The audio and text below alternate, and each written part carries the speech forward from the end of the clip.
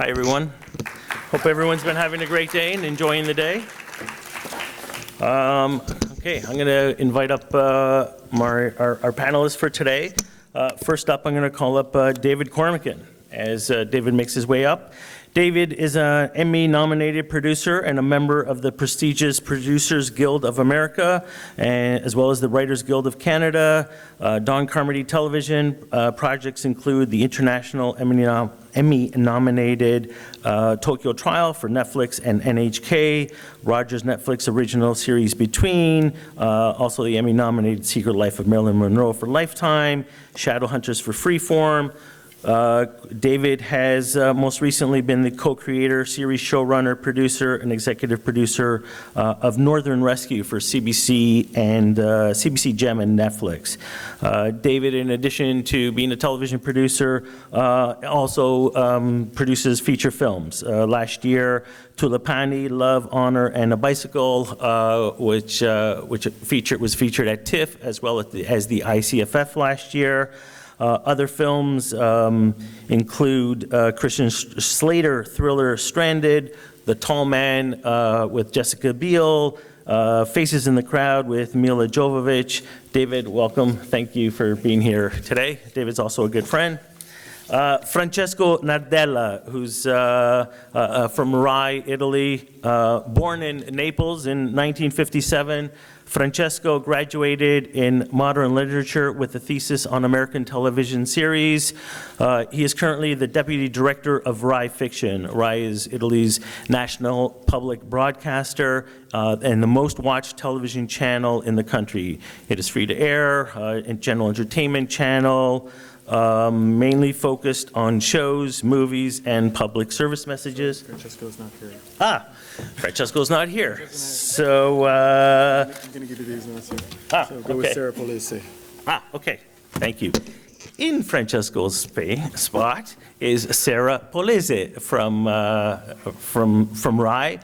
Sarah is an experienced story editor and producer with a demonstrated history of working in the broadcast media industry, skilled in film, television, and media production, a strong background in international distribution, and if I'm not mistaken from my other notes, because I did have a look, because I saw your name and I'm like, I wonder if she's going to be there for our panel, was also one of the producers of My Brilliant Friend. Correct, thank you. We also have Pierluigi Di Lalo, the director of Born Twice, Nati Due Volte, which we saw the promo for. Pierluigi comes from Chieti, the province of Chieti in Italy, began his career in theater at an early age, playing a small role in La Vita di Petrolini di Fiorenzo Fiorentini. Over the years, he was fascinated by writing and began an individualistic journey, taking on the responsibility of both the text and direction of his shows. Many accomplishments, from producing videos and directing videos for musical group Planet Funk for Sony, a Vanity Fair award for a video clip of Noemi's single, in Ambo, his first feature film, which was also written and directed by himself, and of course Nati Due Volte, his second film, which as I understand, he's actually screening later this evening, so we actually have Pierluigi for a short period of time. Then we also have with us Sergio Navarrete, also another good local friend. Sergio is an internationally award-winning director, passionate about bringing meaningful content to the screen. Sergio made his directorial debut with Looking for Angelina, a feature film about one of the most sensational murder cases in North America. Looking for Angelina won numerous awards and was showcased at festivals around the world. His follow-up feature, The Colossal Failure of the Modern Relationship, starring Enrico Colantoni and Krista Bridges, was warmly received at festivals around the world.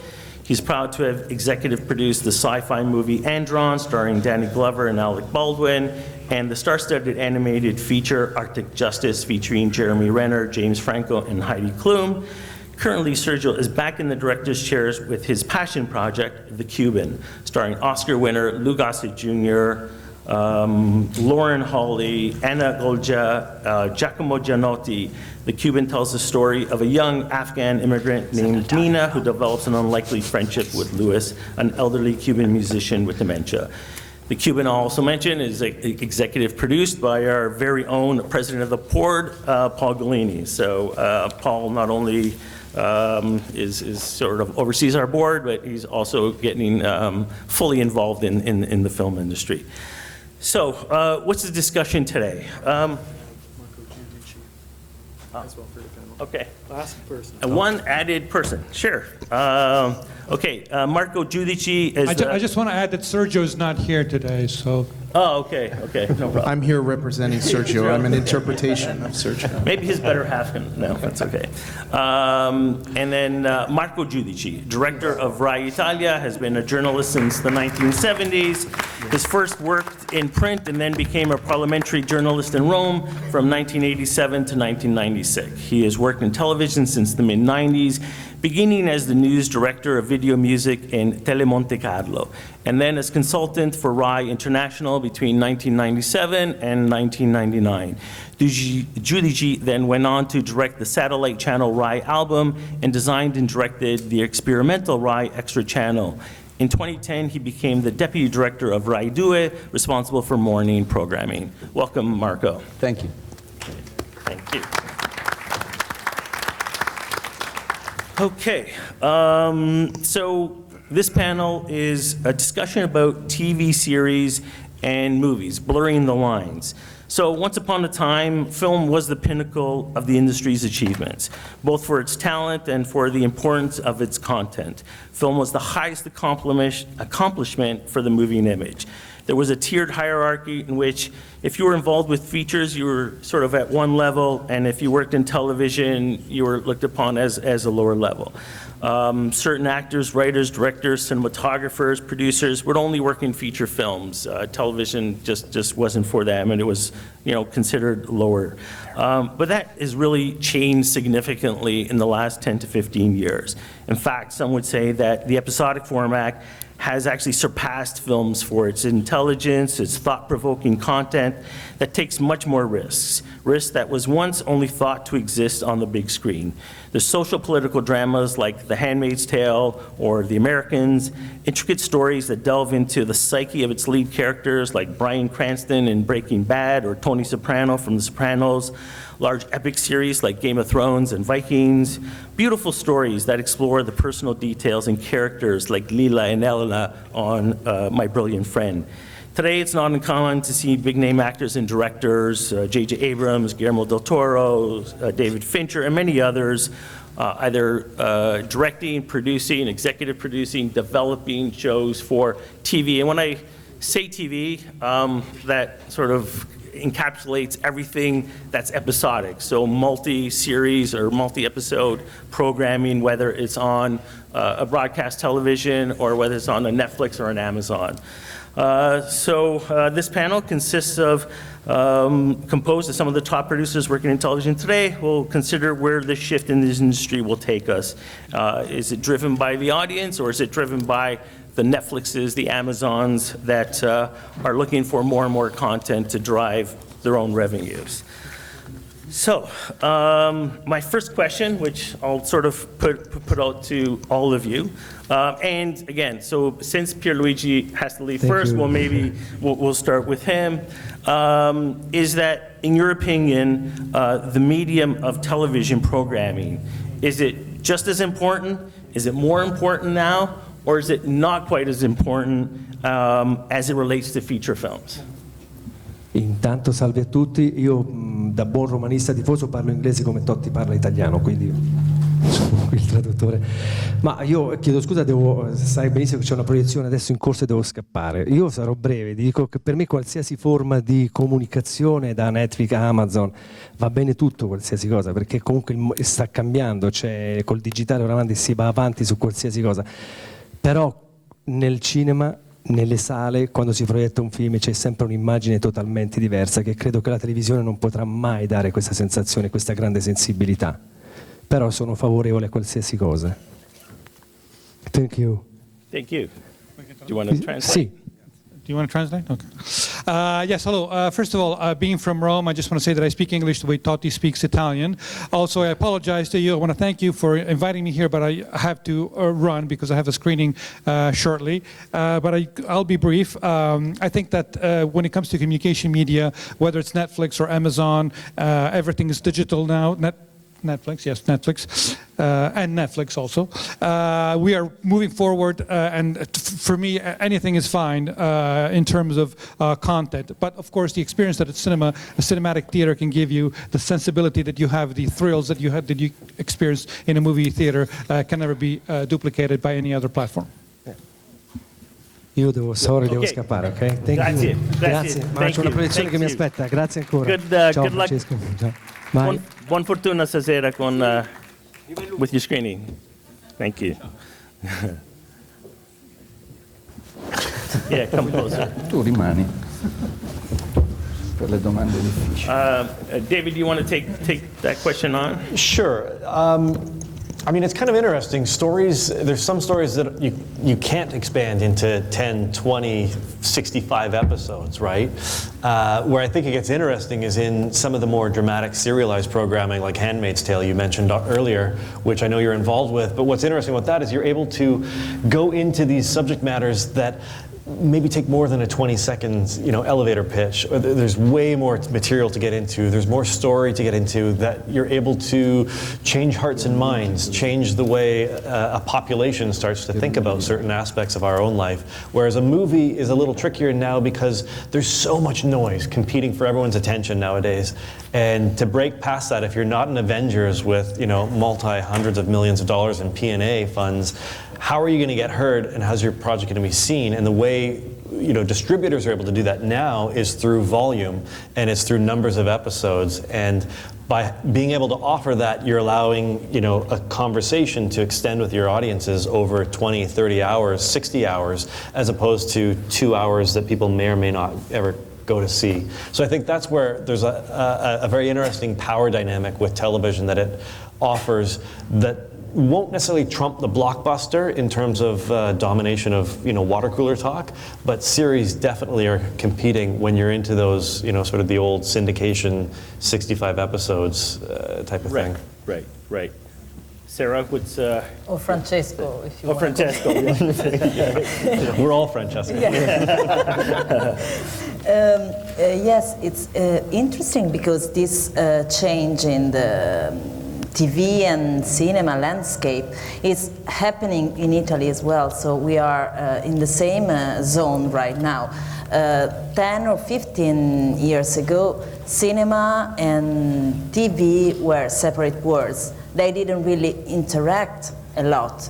Even though if we have some exception like The Best of Youth, which was maybe the first television production which went to the cinema and then get back to television. It was at the Cannes Film Festival, but was back in 2003.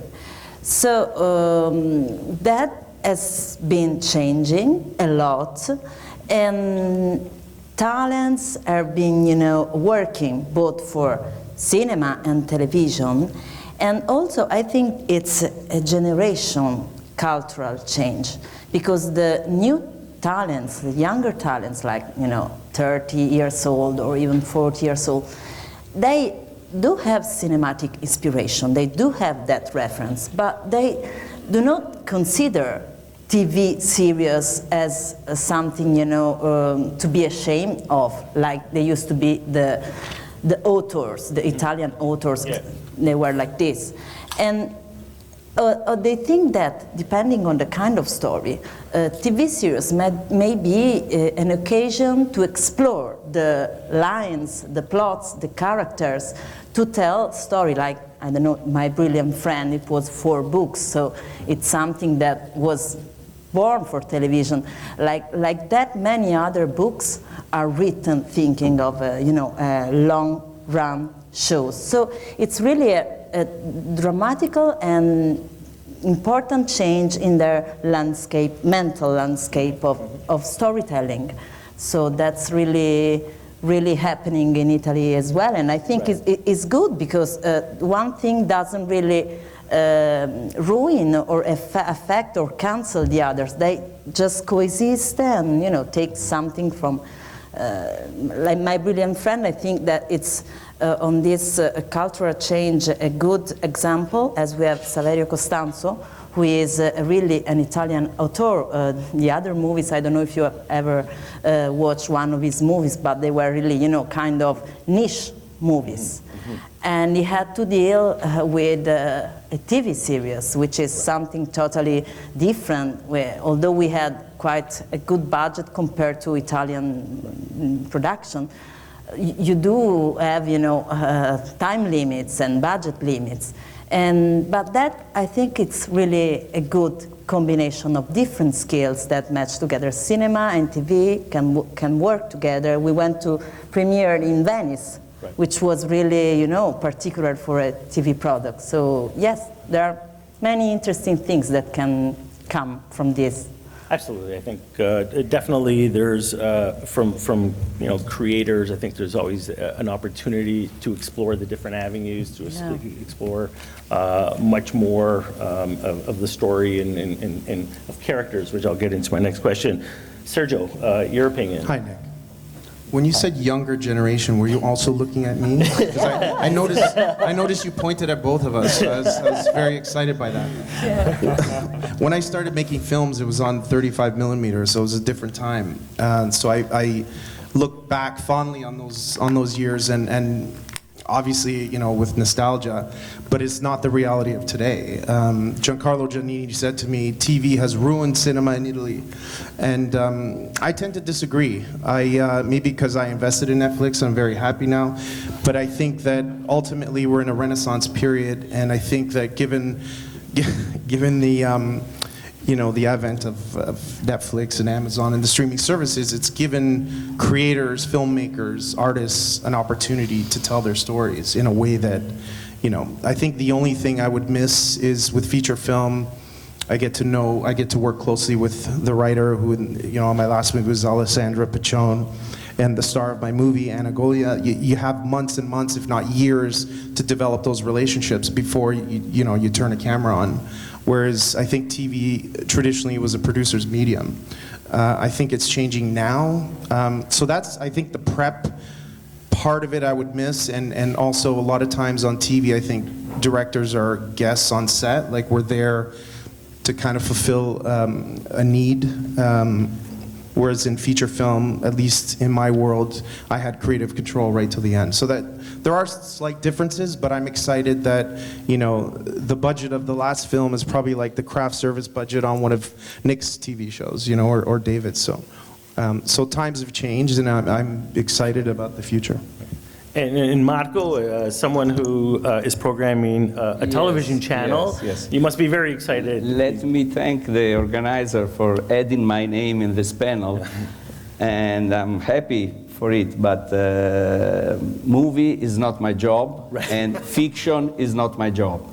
So I'm a carrier, right, so my opinion probably is not so relevant about about the line. I don't know where is the line, but anyway, I try to put some point, sure, probably questionable, but I try to show you when I thought this morning when I knew that I was in the panel.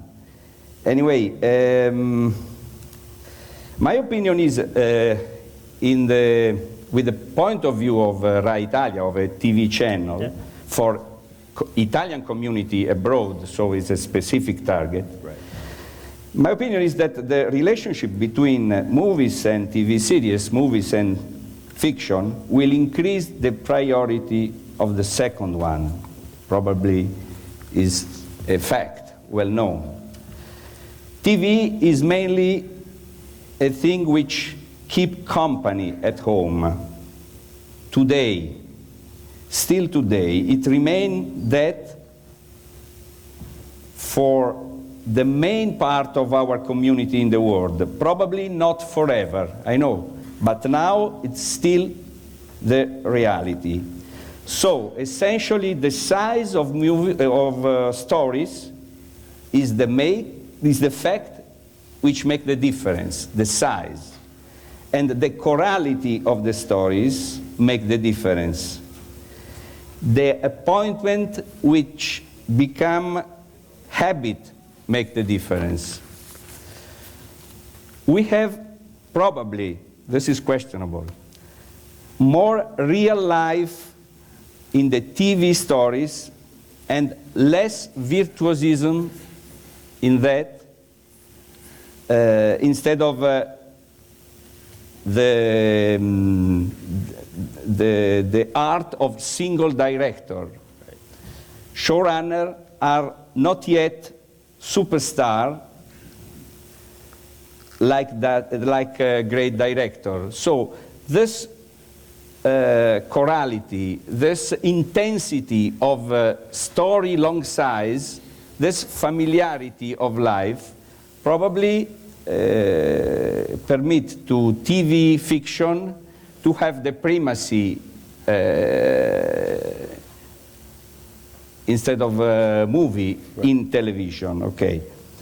I don't pretend, okay, telling something true absolutely, but this is the sensation. Probably we have to focus our future more on the TV series, more on the fiction than the movies.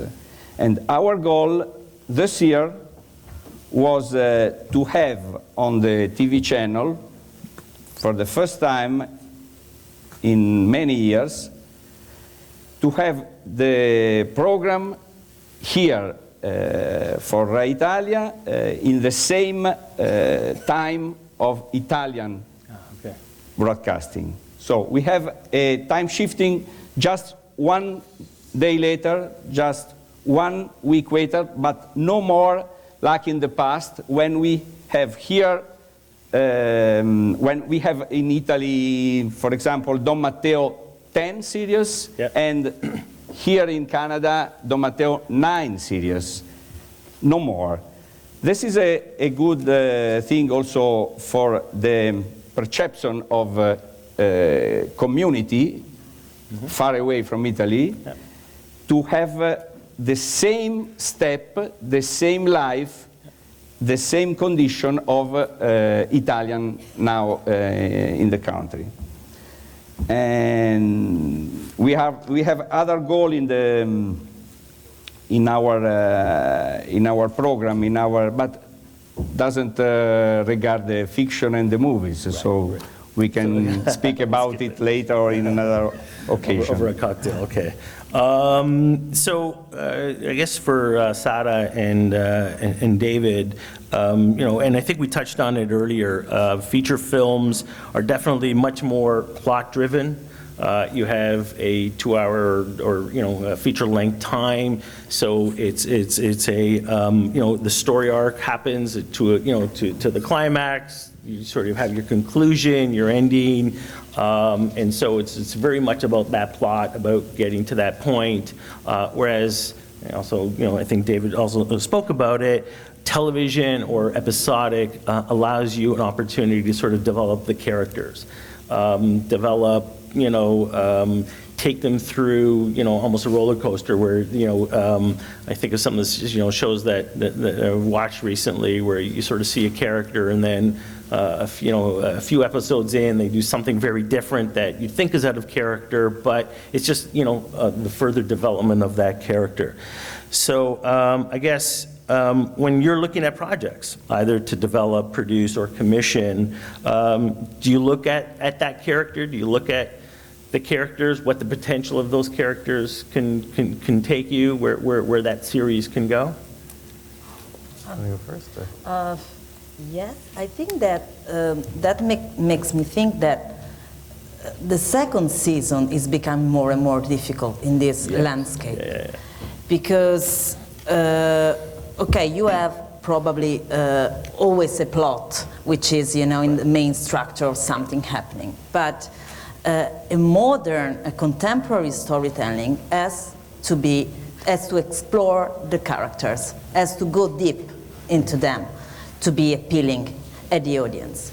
And after that, with so many competition, even if audience liked the first season. Maybe it was a good experience, maybe they weren't disappointed, but that it's going to be hard for them to decide to spend part of their time, life, to repeat the same experience. They want to change, and they have so different flavor. It's like, you know, a international cuisine that you can pick different tastes, and you don't want the same taste.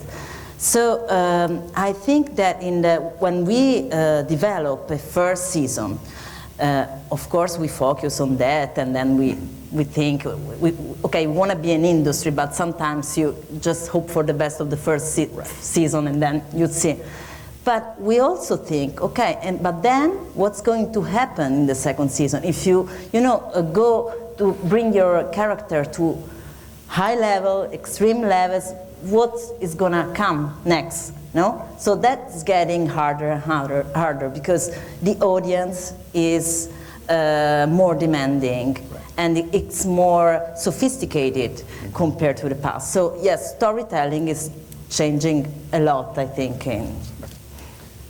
Yeah, I would say in a film you can have the guy kiss the girl or the girl kiss the guy, but in TV you can't. You can never let them kiss because you got to stretch it out, and you never know if this is your last season as well. Right. So it's about how do you dangle that carrot for yourself and the audience at the same time without it feeling stale or tired. But because of that sophistication of audiences and the demand for a cinematic experience in an hour format or even a half-hour format, the bar is set so high. So when a new project comes in the door, I'm looking at like, what's that engine? How engaging is this character? You know, obviously they can't all be Walter Whites, but you're like, what instantly makes me develop an affinity for this person that I want to go, yeah, I'm in for the ride. I will go 30 hours with this person to figure out their point of view on the world. So for me, it's really like, who is that primary character that we're hunkering down with? Or if it's an ensemble, why is that ensemble more compelling than any other one out there? So those are sort of the things that I'm looking for, is like, what's that engine, and who are your lead characters that we're going to be hanging out with? And why is their point of view of the world so compelling? Right, and I get it. I mean, you know, when you're looking at, you know, you mentioned Walter White from Breaking Bad. If you're not familiar, you know, I think that went on for 8-9 seasons, and from that character, from when he started to where he ended up, I mean, there was some dramatic shifts in that character, and I'm sure from the beginning they weren't able to plot that out all the way through, and so you have to trust in your creator, and I guess that there is the potential within the character to develop them. And I think Vince Gilligan, the creator and showrunner, he knew exactly where he was going. He knew the end point, and so that's very helpful when you have that specificity with it. Another example is like, actually, let's stick with Walter for a second here, because Walter's still a good guy at the end of it. He goes off the deep end, but he's still doing everything because he thinks he's the good guy. Every villain thinks they're the good guy, right? They always think they're doing something for the right reasons, whether it's the wrong reasons or not, but they think it's right. And in Walter's case, he's doing it for his family, you know? But you flip over to House of Cards, which in the last season, couple seasons, everyone kind of trailed off. You watch, but it's only because I'm already 4 seasons in, I'm going to watch it because I've invested all this time already. Point, yeah. But you realize the reason, or at least I think why most people are turning off on House of Cards, is because you're starting to feel a little gross watching this guy, because it's pretty despicable. You know, he's not even doing it for his wife Claire anymore. You know, it's like he's just an awful politician and a scuzz bucket of a human being. And that's just Frank Underwood, you know. And so you realize, like, that's why you're starting to become disengaged with these characters, because they're not resonating with us as humans at that point, you know. So that's it's very tricky. You have to think of anti-heroes, but with, you know, an emotional side, a part that resonates with you, which is the most Tony complicated. Soprano, despicable human being, yes, that, but you know, always doing stuff for his family, love him. right? Yeah, but you love him, right? Because he's doing it ultimately for something that he deems good, that we also can relate to and go, yeah, I got a family and they're pretty good, so I'd do anything for them too. Yeah. So, Sergio, being the, we had 2 directors on the panel, now we're just down to yourself. Okay. Being a director, does this all excite you? Does the idea, so someone who's traditionally been more of a feature director, now to explore television, is this something that excites you? It's a huge luxury to have. It's a huge luxury to have hours and hours to. I mean, if you have the privilege of directing multiple episodes, you can really develop those characters and bring a lot to it. It became most apparent to me when I just sat on a jury for the DGC Awards, and you see 3 episodes of the same show, and each director had their own specific stamp on it. And the bar is so high that it is challenging and exciting. And that was the biggest concern back in the day, is can a director really guide or shape an episode or even, a season? And the answer is yes. So, the artist still has a voice, and I think that's why they're hiring certain directors, is to bring something unique to the experience.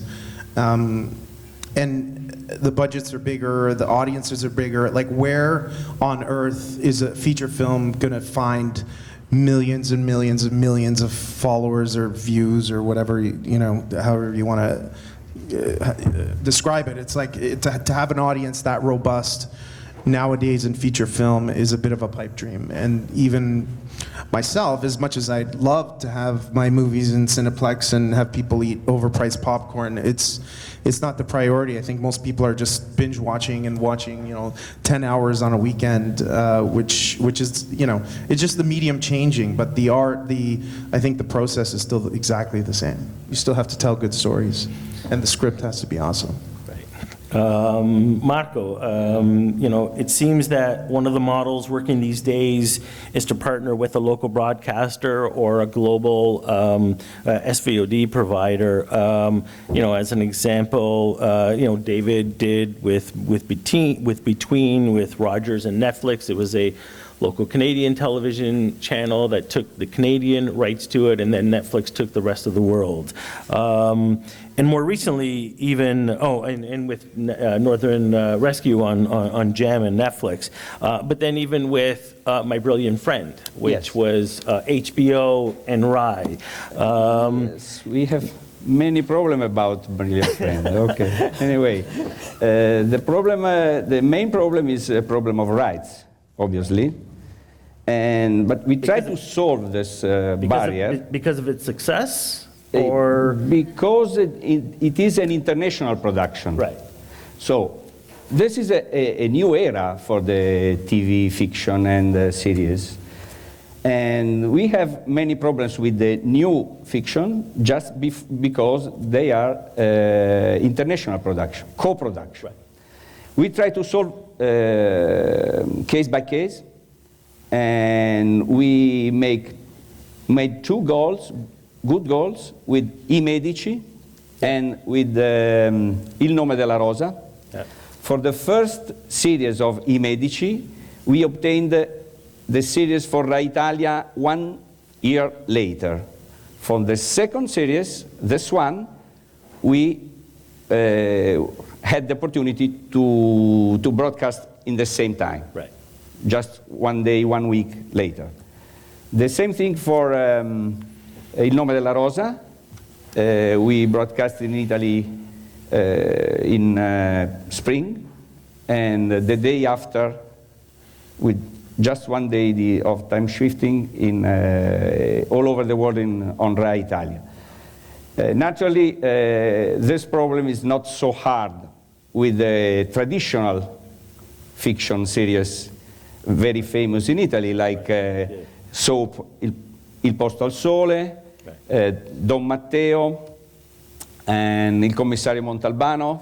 This is the hit parade of the main favorite program of Rai Italian in the world. At first, Un Posto al Sole, so you know now. At the second, Don Matteo, and the third, Montalbano. Yes, the problem of the rights is a hard problem because it's difficult to buy international rights. International rights is world rights. And this word is scary because world rights are means many money. So we much money. So we try to buy international rights as following rights of domestic rights. This is a psychological barrier because we have to show and to convince during the relationship that our international right is not a worldwide right, is directly to Italian community in the world. Right. So is specific community for some thousands of people in a great city, in great town, in Buenos Aires, in Sydney, in Toronto, but is specific right for specific target. Right. And it is difficult to demonstrate that it is not a worldwide right. Right. So it's a struggle, it's a fight every time, right. And it is not to... The only case was The Brilliant Friend. We didn't succeed in having it. Right. But the contract is written that The Brilliant Friend was broadcasted before outside Italy and then in Italy. This is the first case of this. But just by a short period of time. Yes. Right. And now they have the second series making of, but the first one, also one year later, we are not succeeding in having it yet. Right. Right. In the future. Yeah, I actually, no, good point, because I, had never factored that, with Rai Italia, that you'd want to air that, but in territories where HBO or Crave in Canada has the rights to the show, and I can see where it gets complicated, but from the producer standpoint, from SADA, when an HBO does come on a show like HBO, like My Brilliant Friend, and obviously, hopefully they were able to up the budget of the show, and it definitely shows, it's an amazing looking series. But does the vision align? Did the vision align between what Rai was looking for, what HBO was looking for? My Brilliant Friend is really a unique case because you were those books, you were starting from those books, and so we all agreed on the fact that we had to respect the core of the book, the art of the book, that had resonated so deeply with anyone in the world, with millions of readers worldwide. So My Brilliant Friend is kind of an intimate book, so the adaptation wasn't as easy as it may seem, because we had to embellish a lot. There are a lot of description of, internal state of mind of the characters, of the leading characters. So we had to make selection and choice. And we had Elena Ferrante, whoever that he is. or she is, wherever she is. And it was really useful because her word was really important, and she had a long email conversation with Saverio Costanzo, the director. By the way, it was almost chosen by her because she had the right to approve the director when they sold the rights. So there was this, special connection and the guarantee of the soul of the book. And we were, both us and HBO, very respectful for that. And we agreed on the scripts with no many problems, because we had different perspective, but the script, the Wild Side and Fandango, the producers and the script writers were really clever to also to understand and read those notes, because sometimes notes give suggestions or give examples, but if you go and think, okay, what are they saying? Maybe they are saying the same thing, there is a problem. They always, if you can read the notes, you can always come to, you know, a solution which end up being good, but you need to read them carefully. And we didn't have major problems, and we were both really satisfied, and it was an interesting experience to work for the first time on that project. And HBO was really, really good, considering the fact that it was, you know, an Italian originated book, and also completely shot in Italian Neapolitan. Yeah. No, I was going to say, it definitely looked like it was the right partner for that project with HBO, to the language, the dialect that was used, all of that. No, absolutely, absolutely. Can I ask a quick question? Sure. To my Italian friends and to David, how do you get beyond this idea of the Made in Italy brand and this kind of traditionally insular kind of market when the kids are growing up watching Netflix, Game of Thrones, they're watching House of Cards, they're watching same thing we're watching. And then to David, as Canadians, how do we stay relevant and compete in that market when we're all, you know, all our kids are growing up watching the same thing? It's become a global village. And as far as I know, I don't know much about the modern rye, but it's like, you know, revenues are based on selling ad space, like commercials, and how do you, what's the long-term vision to compete with that? Okay. Do you want to start? That's a big, that's like 9 questions there, Sergio. Go. Oh, boy. I mean, how do we stay relevant? I mean, you see it, like the Star Wars movies are a perfect example right now, and that's how they're reaching a global audience, is look at the casting. It's very diversified, right? You've got someone who's a known commodity within a region of maybe 2 or 3 countries or 5 countries that they're casting, very, very highly targeted casting.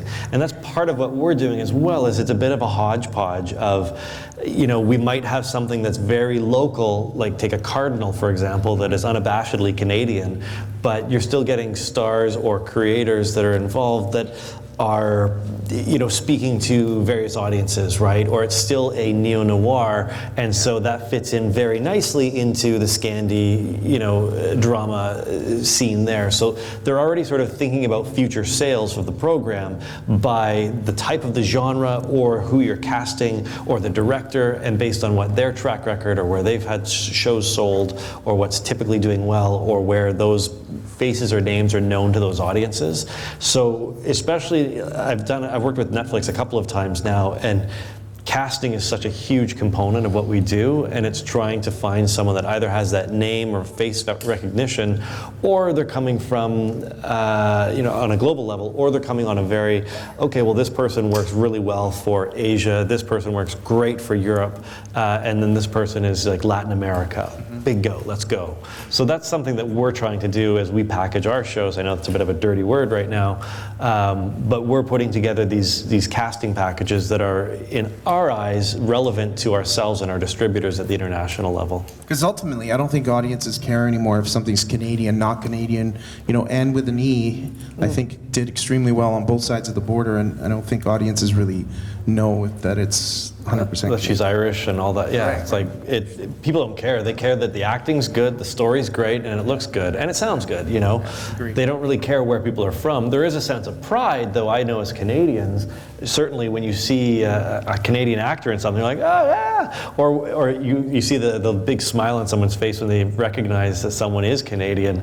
I think they it's didn't know Drake previously. in the Raptors. Yeah, Drake yeah, exactly. In the Raptors. It's a Drake that made us effect. cool. I think definitely, you know, with you know, the Netflixes, the Amazons, the you know, the ability to access content from all around the world has changed the game, and it's not so much of network television formatted, serialized network television, that people are looking for interesting things. So I think there's definitely an opportunity for programs like My But Brilliant still, Friend if you that, look at the nationalities of those contents, many of them are from US.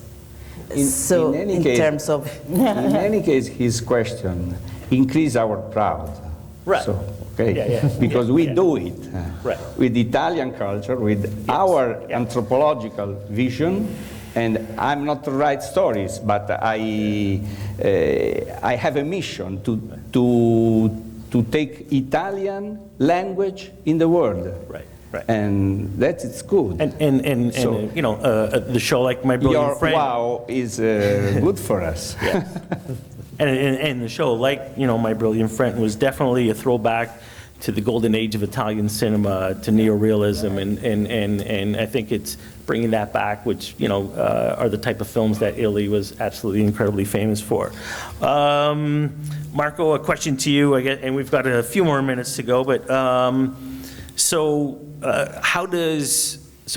in North America, obviously Netflix, Amazon, it has impacted severely, you know, that broadcast model of people watching, you know, a particular show every Tuesday night at 9 o'clock. That's changed dramatically. Is that having the same effect in Italy as we're seeing In here? Italy or here? Or about in Rai North Italia? America, it's changed a About lot. Rai Italia, okay. Yes. The competition is open, and probably in the future also Rai, as one of the main international network, will offer their programs with a card, personal, opening all over the world. Right. This is the model of the future. Right. Everyone can choose his television, his offer, by the network. This is not possible now because Netflix is homogeneous in his offer. Rai is a generalistic offer. Right. So we have entertainment, we have movies, fiction, and sport, and news, absolutely news, and to put everything under one right is absolutely impossible now.